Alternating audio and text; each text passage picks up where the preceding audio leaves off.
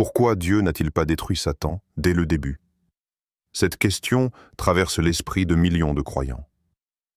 Après tout, Dieu est tout-puissant, saint et juste.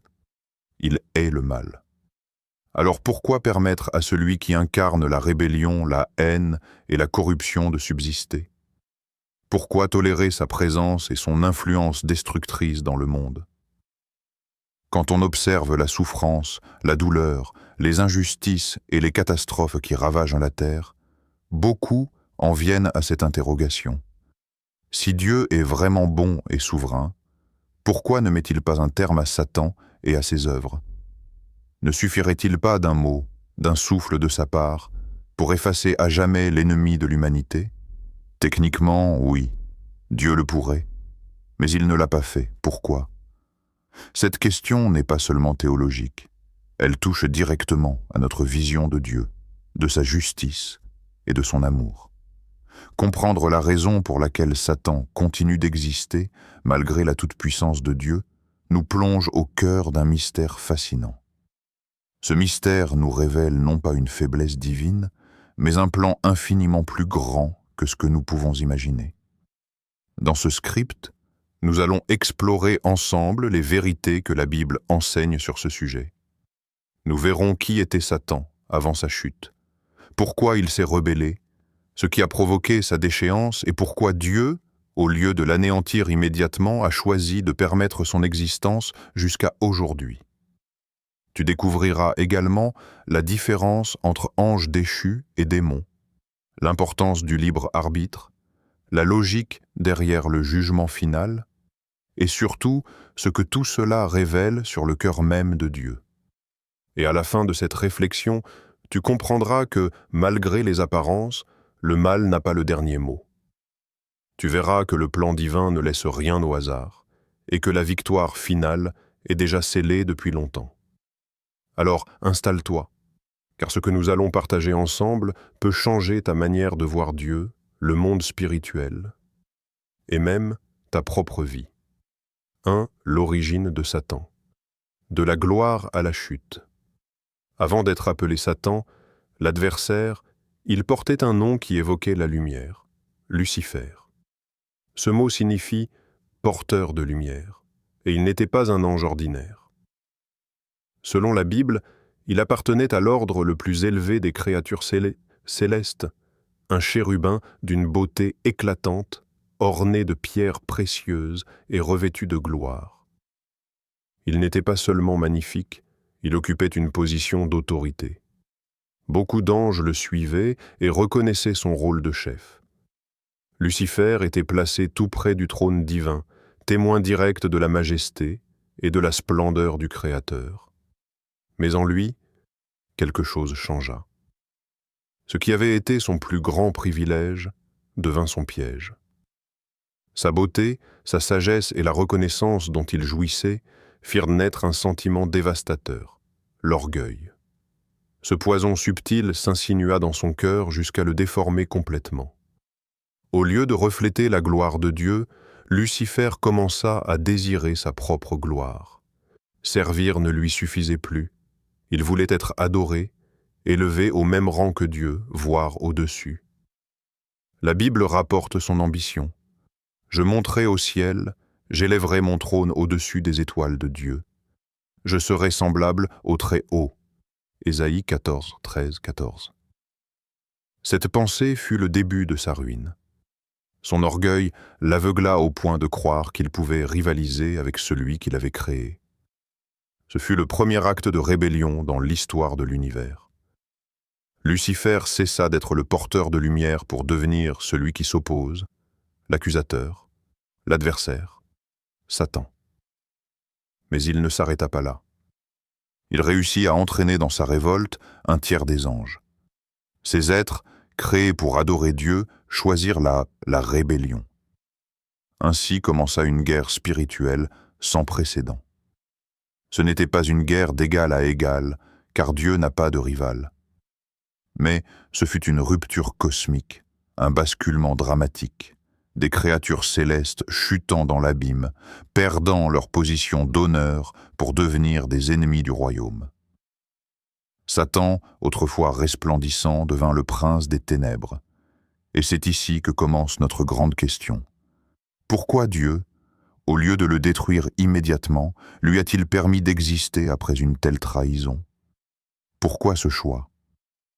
La réponse ne réside pas dans une faiblesse divine, mais dans une sagesse qui dépasse notre logique humaine. Et c'est ce que nous allons explorer dans la suite. 2. La rébellion céleste et la chute des anges. Lorsque Lucifer décida de défier Dieu, il ne se lança pas seul dans cette folie. Il réussit à séduire un tiers des anges. Imagine l'ampleur de cette trahison. Des créatures qui avaient contemplé la gloire divine, respiré la perfection céleste.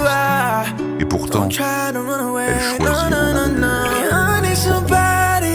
Lorsque Lucifer leur fit miroiter une promesse empoisonnée, nous pouvons être plus qu'adorateurs.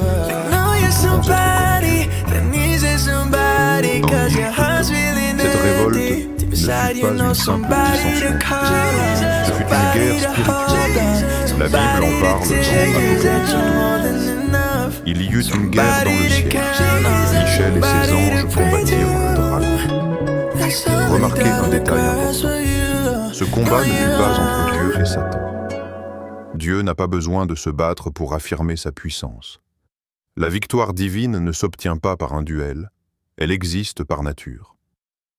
C'est Michel, l'archange, qui mena les armées célestes contre Lucifer et ses alliés. Et l'issue fut sans appel.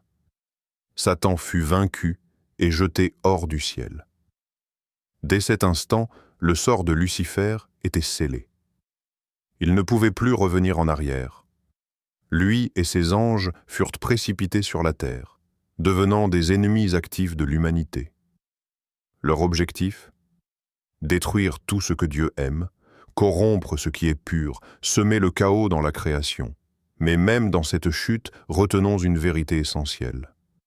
Satan n'a jamais été l'égal de Dieu. Il n'est qu'une créature, limitée en pouvoir, soumise à l'autorité divine. Alors pourquoi Dieu ne l'a-t-il pas anéanti sur le champ? Parce que, comme nous le verrons bientôt, le plan divin est plus vaste qu'une simple élimination. En attendant, cette guerre dans le ciel a déplacé le champ de bataille. Il n'est plus au paradis, il est ici, sur terre. Et nous en faisons partie. Ce que tu vis dans ta vie, tentations, épreuves, luttes intérieures, n'est pas un hasard. Tu es dans une réalité spirituelle bien plus grande que ce que tes yeux peuvent voir. Mais avant de comprendre pourquoi Satan existe encore, il est crucial de distinguer ceux qui l'ont suivi et les créatures spirituelles qu'on appelle démons. Sont-ils la même chose? Pas tout à fait. Et c'est ce que nous allons éclaircir maintenant. 3. Anges déchus versus démons. Comprendre la différence. Beaucoup de gens confondent les termes « ange déchu » et « démon ». Pourtant, la Bible fait une nuance importante. Qui sont les anges déchus? Ce sont ces esprits célestes qui, jadis, servaient Dieu dans la gloire et ont choisi la rébellion avec Lucifer. Ils ont perdu leur position dans le ciel, mais pas leur nature spirituelle ni leur intelligence. Ces anges déchus sont organisés. Paul en parle dans Éphésiens 6. Nous luttons contre les dominations, les autorités, les puissances de ce monde de ténèbres. Ces termes désignent une hiérarchie militaire, une structure ordonnée. Autrement dit, les anges déchus sont stratégiques. Ils influencent des nations, des systèmes politiques, des cultures. Leur champ d'action n'est pas seulement individuel, il est global. Et les démons? Leur origine est moins explicite dans les Écritures. Mais voici ce que nous savons. Ce sont des esprits sans corps, errants, cherchant à posséder des êtres vivants pour agir. Dans l'évangile de Luc, Jésus expulse une légion de démons d'un homme. Ces esprits supplient de ne pas être envoyés dans l'abîme, mais demandent à entrer dans un troupeau de porcs. Pourquoi? Parce que leur nature est d'occuper un corps. Les démons sont donc différents des anges déchus. Ils semblent être des entités plus basses, des esprits impurs privés de leur habitation originelle. Les anges déchus, eux, ne cherchent pas à posséder un corps. Ils exercent leur influence par la ruse, la manipulation, la séduction des idées, leur mission: détourner l'humanité de Dieu par des systèmes entiers, politiques corrompues, idéologies perverses, structures injustes. Les démons, en revanche, opèrent souvent à l'échelle individuelle, par des oppressions, possessions ou addictions. Cette distinction est importante pour comprendre le champ spirituel où nous évoluons. Satan n'agit pas seul. Il dispose d'une armée organisée. Mais malgré leur puissance apparente, tous sont soumis à l'autorité divine. Et là encore, une question demeure. Pourquoi Dieu n'a-t-il pas éliminé Satan et ses alliés? Pourquoi permettre à ces forces d'exister encore aujourd'hui? La réponse se trouve dans un principe spirituel fondamental: le libre arbitre et la justice divine. C'est ce que nous allons explorer maintenant. 4. Pourquoi Dieu ne les a pas détruits immédiatement? Pour comprendre cette décision divine, il faut d'abord saisir une réalité essentielle. Les esprits ne meurent pas comme les créatures matérielles. Dieu est esprit, et les anges, bons ou mauvais, le sont aussi. Ils ne sont pas soumis aux lois de la biologie. On ne peut pas tuer un être spirituel comme on met fin à la vie d'un humain. Leur existence est éternelle par nature. Mais il y a plus profond encore. Dieu est juste. Dans sa justice parfaite, aucun jugement n'intervient sans procès. Même Satan sera jugé, non parce que Dieu manque de preuves, mais parce que la justice divine exige une proclamation publique de la vérité. Apocalypse 20 nous parle du grand trône blanc, où Satan et ses anges recevront leur sentence éternelle. Ce moment n'est pas encore arrivé parce que Dieu a fixé un temps précis pour chaque chose.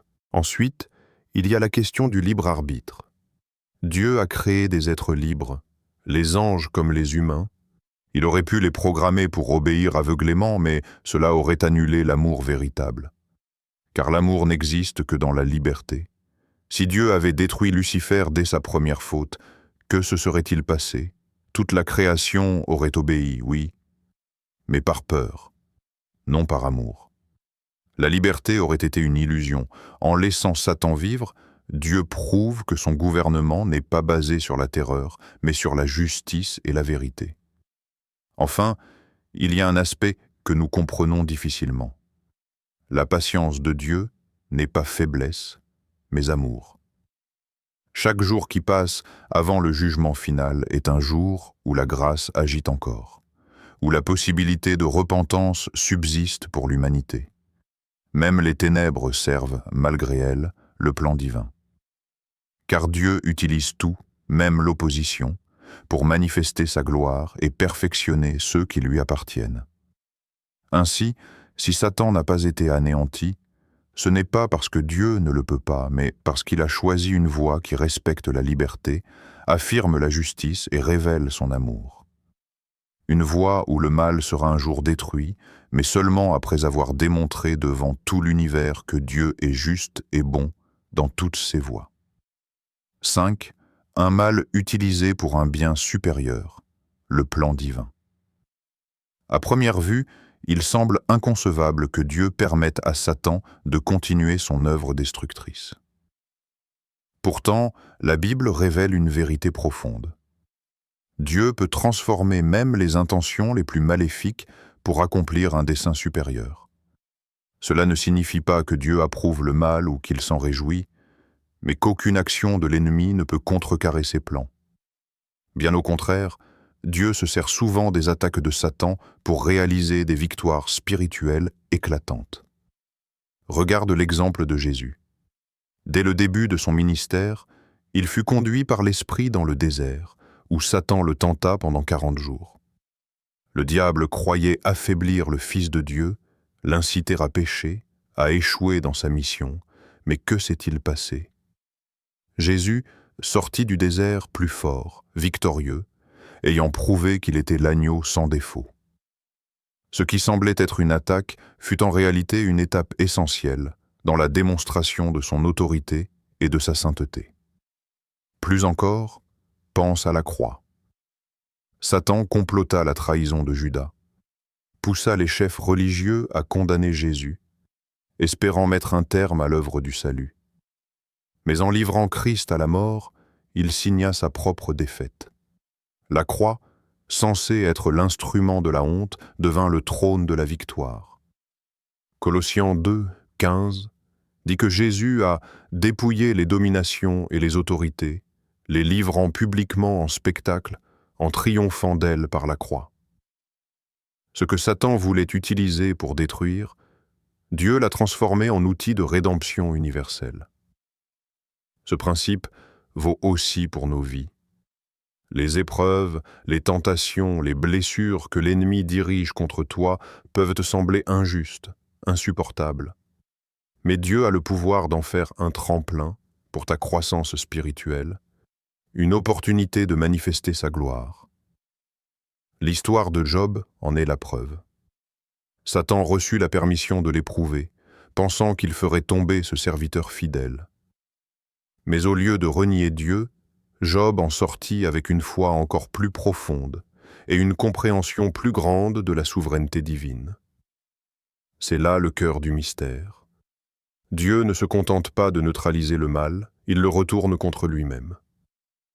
Le diable pense frapper, mais chaque coup devient, sous la main de Dieu, une pièce du puzzle qui mène à la victoire finale.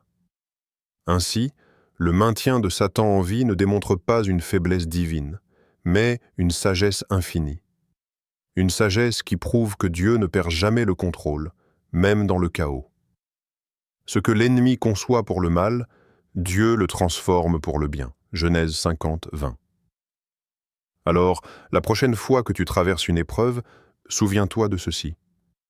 Ton adversaire n'écrit pas la fin de ton histoire. Dieu seul le fait. Et il l'écrit toujours en majuscules de grâce et de victoire. 6. Le jugement final.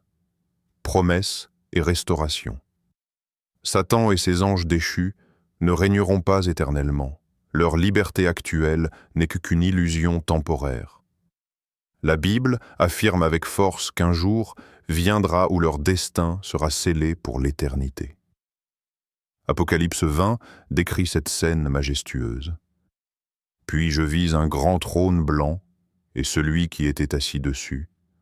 Les morts furent jugés selon leurs œuvres, d'après ce qui était écrit dans les livres. Ce jour-là, Satan, les anges déchus et tous ceux qui auront rejeté Dieu comparaîtront devant le juge suprême.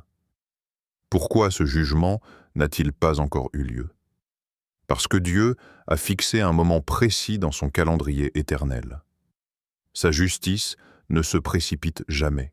Contrairement à la justice humaine, souvent impulsive ou imparfaite, la justice divine agit avec une précision absolue et un objectif clair. Révéler publiquement la sainteté de Dieu et l'iniquité du mal. Ce tribunal céleste ne sera pas une formalité, mais une proclamation universelle que Dieu avait raison depuis le début. Il est important de comprendre que le jugement final ne consiste pas seulement à punir le mal, mais à restaurer l'ordre cosmique. Dieu ne veut pas simplement anéantir Satan. Il veut purifier, guérir, réparer tout ce qui a été brisé. Ce jour marquera la fin définitive de la souffrance, de la mort et de la corruption. Apocalypse 21 promet que Dieu essuiera toute larme de leurs yeux, et la mort ne sera plus. Il n'y aura plus ni deuil, ni cri, ni douleur. Le jugement final est donc à la fois un acte de justice et un acte d'amour. Il ferme un chapitre sombre pour en ouvrir un rempli de lumière. Et voici une vérité capitale. La victoire est déjà acquise. Jésus, à la croix, a écrasé la tête du serpent. Genèse 3,15. Satan vit actuellement ses derniers instants dans une liberté conditionnelle, comme un criminel en attente de sentence. Il sait que son temps est court. Et c'est pourquoi il agit avec rage. Apocalypse 12, 12. Mais cette rage ne changera rien à son destin. Le lac de feu l'attend, ainsi que tous ceux qui auront choisi les ténèbres. Pour nous, cette perspective est une source d'espérance. Oui, le mal semble triompher parfois. Oui, nous voyons des injustices, mais elles sont temporaires. Le verdict est déjà écrit. Dieu n'a jamais perdu le contrôle, et bientôt, tout genou fléchira. Toute langue confessera que Jésus-Christ est Seigneur. Ce n'est pas une métaphore, mais une certitude inscrite dans le plan divin. Alors, garde cette vérité dans ton cœur. Le jugement final n'est pas une menace pour ceux qui sont en Christ, mais une promesse de restauration et de gloire. Et quand ce jour viendra, l'univers entier verra que Dieu était juste, fidèle et souverain depuis le commencement. Nous avons exploré une question profonde. Pourquoi Dieu n'a-t-il pas détruit Satan immédiatement? Nous avons découvert que ce choix n'est ni faiblesse ni indifférence, mais sagesse infinie. Dieu agit toujours avec un plan parfait. Respecter la liberté qu'il a donnée à ses créatures, manifester sa justice devant tout l'univers et transformer même les œuvres du mal pour servir son dessein éternel. Aujourd'hui, Satan agite encore, mais son sort est scellé. À la croix, Jésus a triomphé. La guerre n'est pas entre deux forces égales. Dieu règne sans partage. Le diable n'est qu'un ennemi vaincu, en sursis, attendant son jugement. Bientôt, tout genou fléchira, toute larme sera essuyée, et la victoire sera complète. Alors, garde cette vérité. Tu n'as rien à craindre si tu es en Christ. Tiens ferme, car tu fais partie d'une histoire déjà écrite par le Dieu de gloire. Si ce message t'a éclairé ou fortifié, clique sur « J'aime » et abonne-toi à cette chaîne. Active la cloche pour recevoir des révélations profondes et des enseignements puissants chaque semaine. Partage aussi cette vidéo avec quelqu'un qui en a besoin. Ensemble, faisons connaître la vérité et encourageons le plus grand nombre.